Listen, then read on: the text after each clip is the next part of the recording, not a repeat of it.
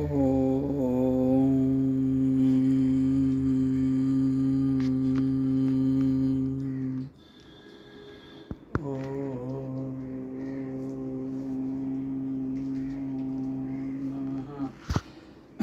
हम सुनेंगे अर्जुन की तपस्या, शंकर के साथ युद्ध,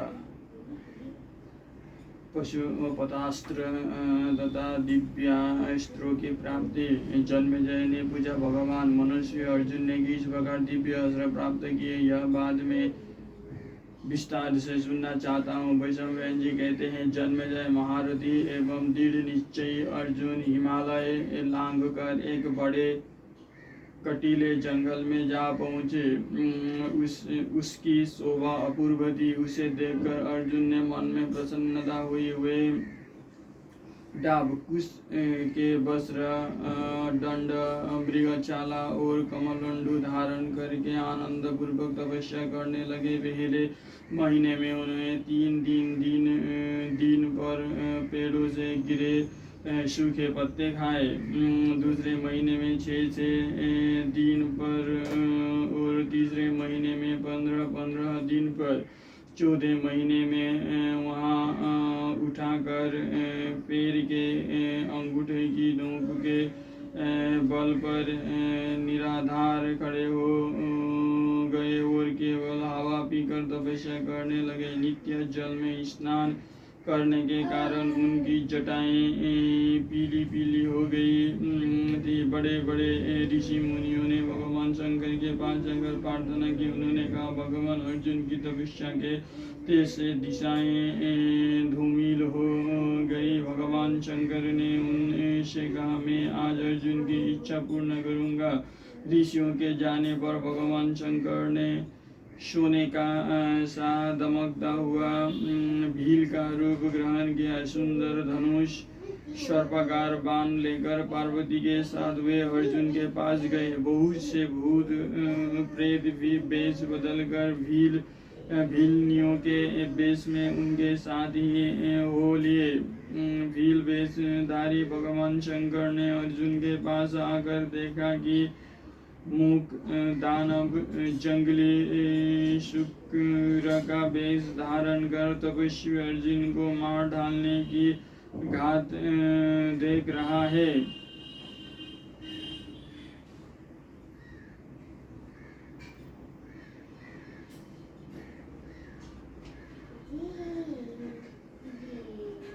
अर्जुन ने भी शुक्र को देख लिया। उन्होंने गांडीव धनुष पर सर्पाकार बाण चढ़ाकर धनुष टकराते हुए मूक दानव से कहा, दुष्ट मुझ निरपराध को मारना चाहता है, इसलिए मैं तुझे पहले ही यमराज के हवाले करता हूँ। जो ही उन्हीं ने बाण छोड़ना चाहा। भील वेशधारी शिवजी ने रोक कर कहा कि मैं पहले से ही इसे मारने का निश्चय कर चुका हूँ, इसीलिए तुम इसे मत मारो। अर्जुन ने भील की बात की कुछ भी परवाह न करके शुक्र पर बाण छोड़ दिया। शिवजी ने भी उसी समय अपना वज्र सा बाण चलाया। दोनों के बाण मुख्य शरीर पर जाकर टकराए। बड़ी भयंकर आवाज हुई। इस प्रकार असंख्य बाणों से शुक्र का शरीर बिगड़ गया। वो दानव के रूप में प्रकट होकर मर गया। अब अर्जुन ने भील की ओर देखा। उन्होंने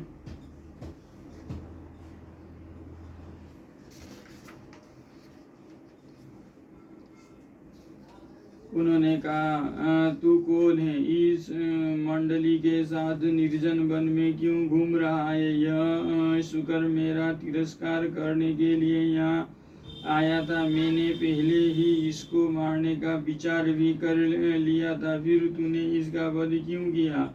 अब मैं तुझे जीता नहीं छोड़ूंगा। भील ने कहा, इस शुक्र पर मैंने तुमसे पहले प्रहार किया। मेरा विचार भी तुमसे पहले का था। यह मेरा निशाना था, मैंने ही इसे मारा है। तुम तनिक ठहर जाओ, मैं बाण चलाता हूँ। शक्ति हो तो सहो, और नहीं तो तुम ही मुझ पर बाण चलाओ। भील की बात सुनकर अर्जुन क्रोध से आग बबूला हो गए। वो भील पर बाणों का वर्षा करने लगे। अर्जुन के बाण जैसे ही भील के पास जाते वो उन्हें पकड़ लेता। भील वेशधारी भगवान शंकर हंस कर कहते हैं, मंद बुद्धे, मार, खूब मार। तनिक भी कमी ना कर अर्जुन ने बाणों की छड़ा लगा दी। दोनों ओर से बाणों की चोट होने लगी। भील का एक बाल भी बांका ना हुआ। यह देखकर अर्जुन ने आश्चर्य की सीमा ना रही। अर्जुन ने कूद कर बाण छोड़ते और वे हाथ से पकड़ लेते। अर्जुन ने बाण समाप्त हो गए तब अर्जुन ने धनुष की नोक से मारना शुरू किया। भील ने धनुष भी छीन लिया। तलवार का प्रहार किया तो वो दो टुकड़े होकर जमीन पर गिर पड़ी। पत्थरों और वृक्षों से प्रहार करना चाहा तो भील ने प्रहार करने के पहले ही छीन लिया। अब गुस्से की बार आई। भील ने बदले में जो गुस्सा मारा उससे अर्जुन का होश आवा हो गया। अब भील ने अर्जुन को दोनों भुजाओं में दबाकर पिंडी कर दिया। वे हिलने चलने में असमर्थ हो गए। दम घुटने लगा। लहूलुहान होकर जमीन पर पड़ गए। थोड़ी देर बाद अर्जुन को होश आया। उन्होंने मिट्टी की एक वेदी बनाई, उस पर भगवान शंकर की स्थापना की और शरणागत होकर उनकी पूजा करने लगे। अर्जुन ने देखा कि जो पूज्य उन्हीं ने शिव मूर्ति पर चढ़ाया है वो भील के सिर पर है। अर्जुन को प्रसन्नता हुई, कुछ शांत हुए। उन्होंने भील के चरणों में प्रणाम किया। भगवान शंकर ने प्रसन्न होकर आश्चर्यचकित और घायल अर्जुन से मेघ गंभीर वाणी में कहा, अर्जुन, तुम्हारे अनुपम कर्म से मैं प्रसन्न हूँ। तुम्हारे जैसा शूर और धीर क्षत्रिय दूसरा नहीं है। तुम्हारा तेज और बल मेरे समान है। मैं तुम पर प्रसन्न हूँ। तुम मेरे स्वरूप का दर्शन करो। तुम सनातन ऋषि हो। तुम्हें मैं दिव्य ज्ञान देता हूँ। इसके प्रभाव से तुम शत्रु और देवताओं को भी जीत सकोगे। मैं प्रसन्न होकर तुम्हें एक ऐसा अस्त्र बतलाता हूँ जिसका कोई निवारण नहीं कर सकता। तुम क्षण भर में ही मेरा वो अस्त्र धारण कर सकोगे। अब अर्जुन ने भगवती पार्वती और भगवान शंकर का दर्शन किया। उन्होंने घुटने टेक चरणों का स्पर्श कर भगवान गौरी शंकर को प्रणाम किया। अर्जुन भगवान शंकर को प्रसन्न करने के लिए स्तुति करने लगे, प्रभु आप देवताओं के स्वामी महादेव हैं। आपके कंठ में जगत के उपकार का चिन्ह नीलिमा है, सिर पर जटा है। आप कारणों के भी परम कारण, त्रिनेत्र एवं व्यापक है। आप देवताओं के आश्रय एवं जगत के मूल कारण है। आपको कोई नहीं जीत सकता। आप ही शिव और आप ही विष्णु हैं। मैं आपके चरणों में प्रणाम करता हूँ। आप दक्ष के यज्ञ के विध्वंसक एवं हरिहर स्वरूप है। आपके ललाट में नेत्र है। आप सर्वस्वरूप भक्तवत्सल त्रिशूलधारी एवं पिनाक पानी है और सूर्य स्वरूप शुद्ध बुद्धि एवं सृष्टि के विधाता है। मैं आपके चरणों में प्रणाम करता हूँ। सर्वभूत महेश्वर, सर्वेश्वर, कल्याणकारी, ब्रह्म कारक, स्थूल सूक्ष्म स्वरूप, मैं आपसे क्षमा याचना करता हूँ। मुझे क्षमा कीजिए। मैं आपके दर्शन की लालसा से इस पर्वत पर आया हूँ। मैंने अज्ञानवश आपसे युद्ध करने का साहस किया है। इसे अपराध न मानिए। मुझ शरणागत को क्षमा कीजिए। अर्जुन की स्तुति सुनकर भगवान शंकर हंस पड़े और अर्जुन का हाथ पकड़कर बोले क्षमा किया। फिर भगवान शंकर ने अर्जुन को गले लगा लिया। भगवान शंकर ने कहा, अर्जुन तुम नारायण के नित्य सहचर नर हो, पुरुषोत्तम विष्णु, और तुम्हारे परम तेज के आधार पर ही जगत टिका हुआ है। इंद्र के अभिषेक के समय तुमने और श्री कृष्ण ने धनुष उठाकर दानवों का नाश किया था। आज मैंने माया से भील का रूप धारण करके तुम्हारे अनुपम गांडीव धनुष और अक्षय तरकस को छीन लिया है। अब तुम उन्हें ले लो, तुम्हारा शरीर भी निरोग हो जाएगा। मैं तुम पर प्रसन्न हूँ, तुम्हारी जो इच्छा हो वर मांग लो। अर्जुन ने कहा, भगवान यदि आप मुझ पर प्रसन्न होकर वर देना चाहते हैं तो मुझे आप अपना पाशुपतास्त्र दे दीजिए। वो ब्रह्माशीर अस्त्र प्रलय के समय जगत का नाश करता है। उस अस्त्र से मैं भावी युद्ध में सबको जीत सकूं, ऐसा कृपा कीजिए। मैं उस अस्त्र से रणभूमि में दानव, राक्षस, भूत, पिशाच, गंधर्व और सर्पों का भी भस्म कर डालूं। मैं जानता हूँ कि मंत्र पढ़कर छोड़ने पर पाशुपतास्त्र से हजारों त्रिशूल, भयंकर गदाएं और सर्पकार बाण निकल पड़ते हैं। मैं उस पाशुपतास्त्र से भीष्म, द्रोण, कृपाचार्य और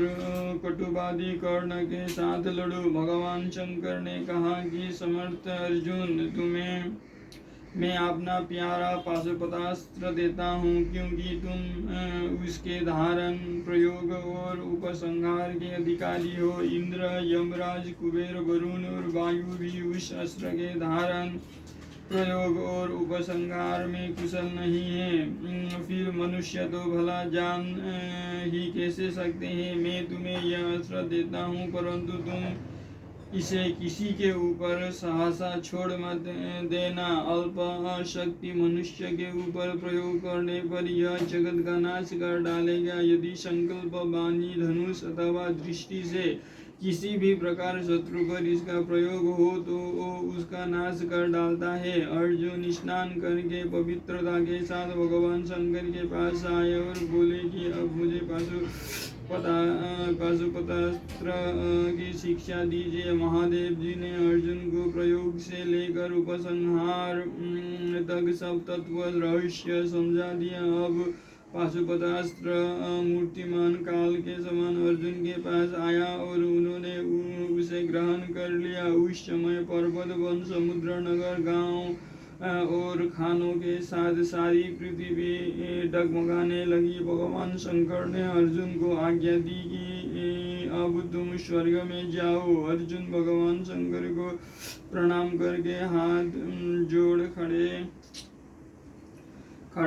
रहे। भगवान शंकर ने गांडीव धनुष अपने हाथ से उठाकर अर्जुन को दे दिए। हुए अर्जुन के सामने ही आकाश मार्ग से चले गए। अर्जुन की मानसिक स्थिति बड़ी विलक्षण हो रही थी। वे सोच रहे थे कि आज मुझे भगवान शंकर के दर्शन मिले। उन्होंने मेरे शरीर पर अपना वरद हस्त फैला। मैं धन्य हूँ, आज मेरा काम पूर्ण हो गया। अर्जुन यह सब सोच रहे थे कि उनके सामने वैदुर्यमणि के समान कांतिमान जलचरों से घिरे जलाधीश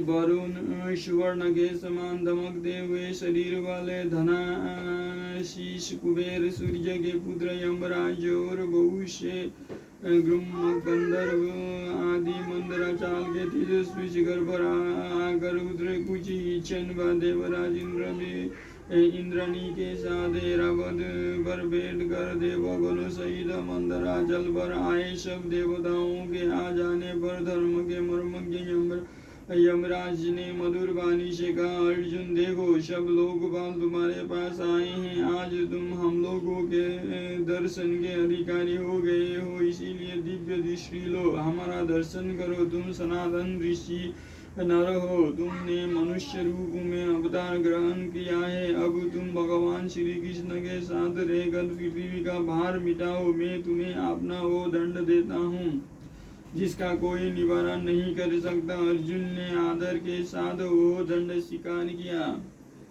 उसका मंत्र, पूजा का विधान तथा प्रयोग, अपसंहार की विधि भी सीख ली। वरुण ने कहा, अर्जुन मेरी ओर देखो, मैं जलाधीश वरुण हूँ।